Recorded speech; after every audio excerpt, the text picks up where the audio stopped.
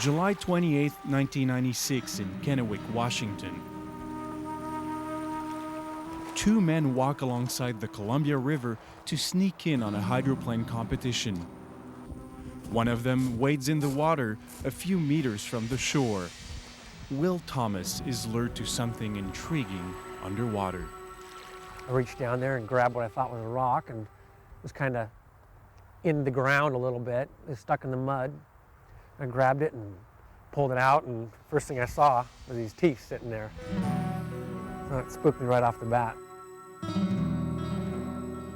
I had a call from the coroner. It just sounded like every other call, which was, "Hey buddy, I've got some bones for you to look at." Anthropologist James Chatters often helps the district coroner when old bones are found. He determines whether they are the remains of a recent murder victim or of someone who has been buried for a very long time.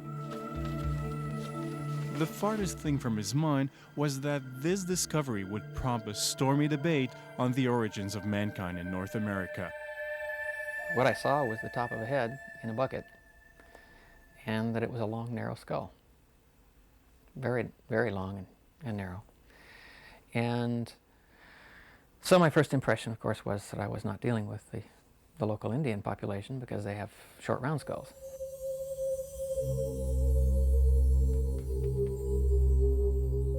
At first glance, the skull appears to be more than 100 years old.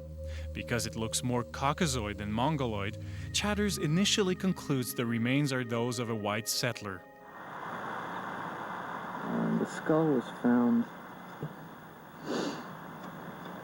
right next to this tuft of grass here. On the discovery site, he uncovers hundreds of bone fragments. Pieced back together, they form the nearly complete skeleton of a man in his 50s, measuring about 5'9".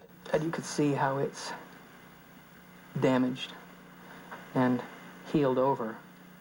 He'd had a lot of injuries. His bone structure, his bone was in very good shape, as if he had been a very healthy man in general, well fed, but he'd been beaten up a bit, to say the least.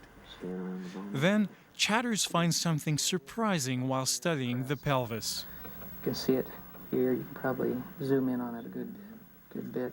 A stone object is embedded in the right pelvic bone. And when you look over here, right there, you see the little tiny serrations of the edge of the cascade point. If it was one of those early spear points, it was a very old individual, very ancient skeleton. If it was a fairly recent one, it meant that we had a settler who'd run into trouble with people still using stone tools early in the history of the area, which meant he was probably earlier than the settlement trash I saw. In either case, that was going to be a very exciting find. He then builds a cast of the skull to create copies. He also sends a sample to a carbon dating lab.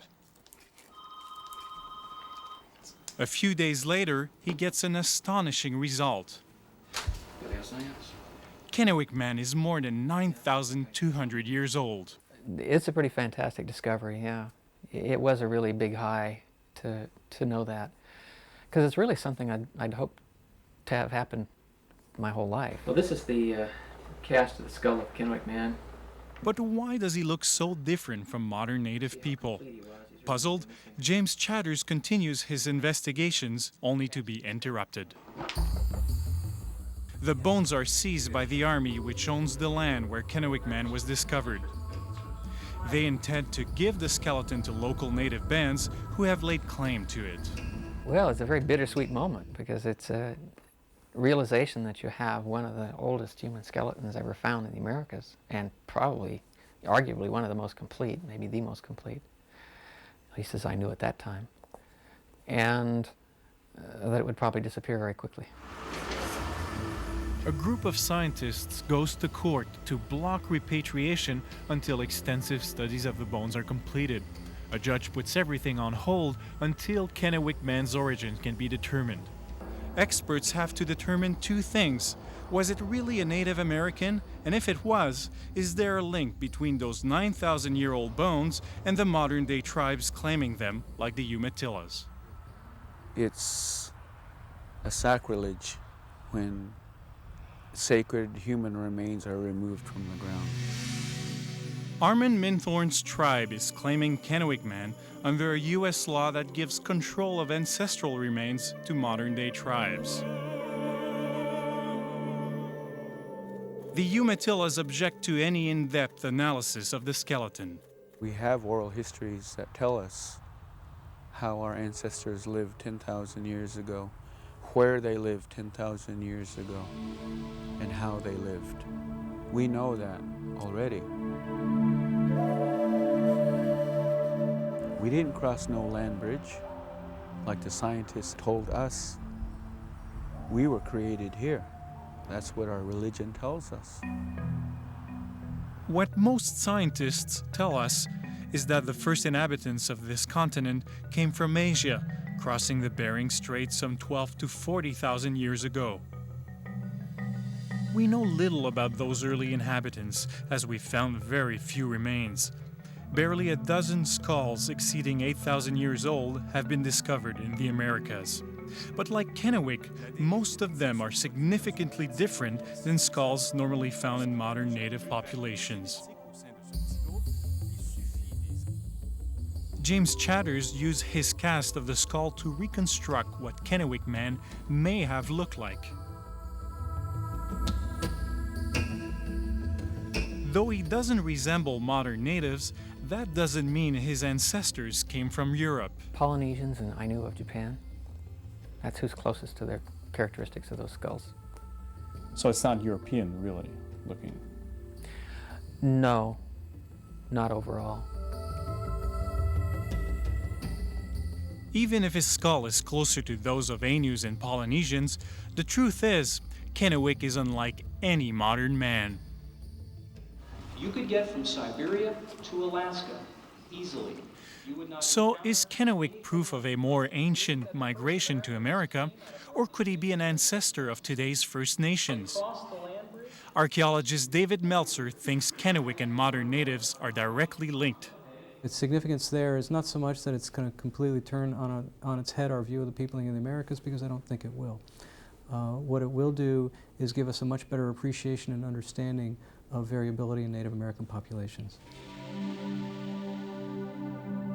Meltzer isn't surprised by the physical differences between Kennewick and modern natives. If you go anywhere around the world at, say, 8,000 or 9,000 years ago, and you look at the forms that are present, the human forms, and compare them with the modern forms in that same area, they look very different. Of course, it's evolution. But how can such a radical change happen in only 10,000 years of evolution? It's difficult. I mean, Joseph Powell is one of the very few anthropologists given access to the bones of Kennewick Man. you have not only migration over the past 12,000 years, but you also have evolutionary changes that have gone on through evolutionary processes like natural selection and genetic drift. Genetic drift occurs in small, isolated populations. Since there is little genetic diversity to start with, chance events may prevent genetic traits from being transmitted, while other traits may become dominant. Within a few generations, the makeup of that population could change substantially and rapidly. What was interesting in Kennewick's case is if we move away from modern native peoples and move back in time about 2,000 or 3,000 years, you see much greater and stronger similarity between Kennewick and those archaic peoples than you see between Kennewick and modern native peoples. So there does seem to be an implication that there may be a lineal connection. Well, what the whole picture says is this man comes from a different gene pool than this one does. James Chatters believes in the other theory. He thinks Kennewick's ancestors came from a different Asian population. This population could have migrated to the continent earlier and would have gradually been replaced by the ancestors of modern natives. Sometimes they probably replaced each other, and other times they may have made love, not war. So there may be some genetic relationship between them, but the point, I think, is that it's not a closed relationship. It is, it's difficult to conceive of making one out of the other without some input from elsewhere. So you can see these are very extensively. U.S. federal authorities are now considering extracting DNA from Kennewick Man's teeth to determine if there is a link with modern-day tribes. For the time being, his bones are still locked away in this museum, waiting for the day the government, the scientists, the natives, and the courts determine his fate. Evidence of multiple migrations or example of rapid evolution, Kennewick Man has yet to reveal all his secrets. Will this rare voyager from the past shed more light on our knowledge before returning to the solitude of the American plains? So on the one hand, I'd like to see him kept in some sort of vault situation. So sometime in the distant future, when we know a lot more and we have different ideas about the past, we can go back and get them. On the other hand, this was a human being, and it might be nice at some point to put him back where he came from. For the magazine, I'm Frédéric Zalac.